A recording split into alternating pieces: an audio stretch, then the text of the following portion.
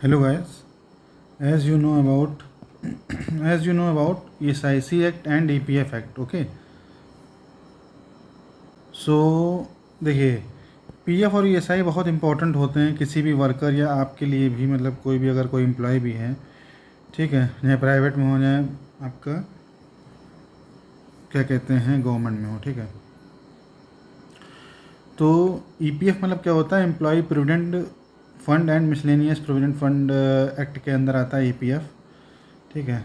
और ईएसआईसी इसमें आता है, ईएसआईसी एक्ट में। तो जहाँ 20 या मोर एम्प्लॉय होते हैं वहाँ ईपीएफ एक्ट मतलब वहाँ वहीं उसको एप्लीकेबिलिटी होती है, ठीक है।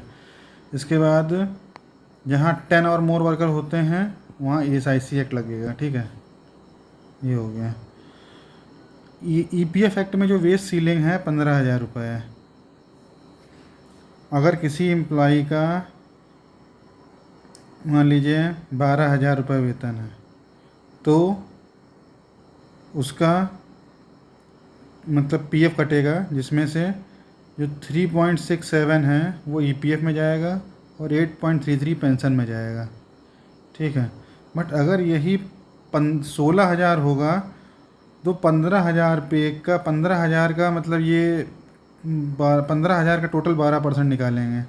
जैसे मान लीजिए अगर 12,000 का 12% निकालते हैं, मैं इधर करता हूँ कैलकुलेशन।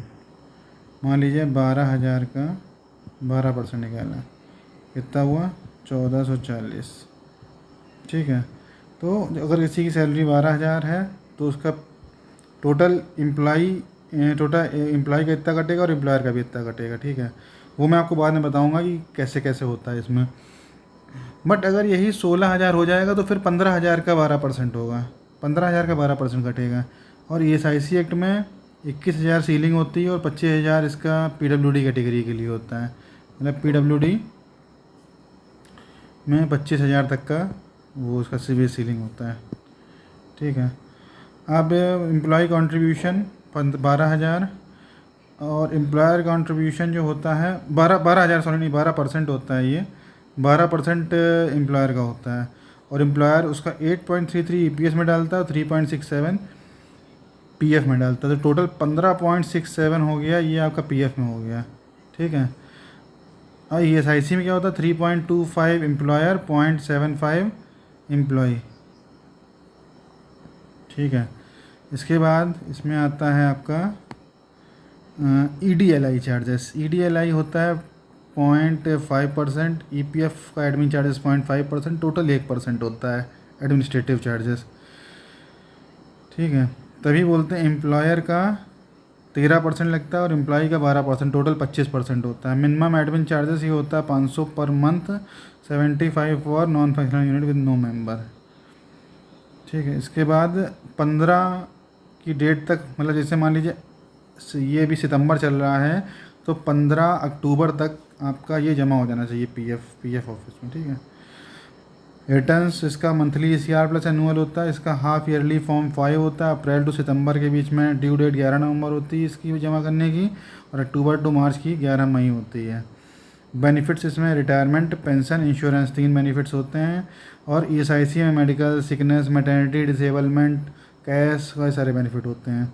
अब ये सारे फॉर्म आपको देखने हैं, फॉर्म बहुत इंपॉर्टेंट हैं इसके, तो वो मैं आपको बता देता हूँ। फॉर्म 5 न्यू ज्वाइनिंग डिटेल के लिए होता है। फॉर्म 10 एग्जिट डिटेल के लिए होता है। मेन जो आपके काम आएगा वो फॉर्म 19 आता है फाइनल सेटलमेंट के लिए, और ये पीएफ विड्रॉल के लिए होता है। फॉर्म 10C होता है पेंशन विड्रॉल के लिए। फॉर्म 31 होता है लोन उनके लिए होता है।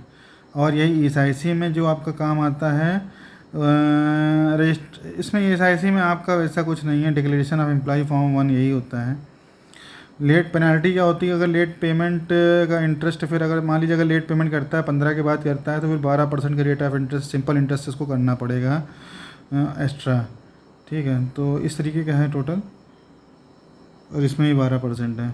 तो ये इम्पॉर्टेंट था तो इसका मैंने एक शॉर्ट बना दिया, तो ये आप लोग आगे रेफरेंस के लिए पढ़ लीजिएगा इसको। Thank you.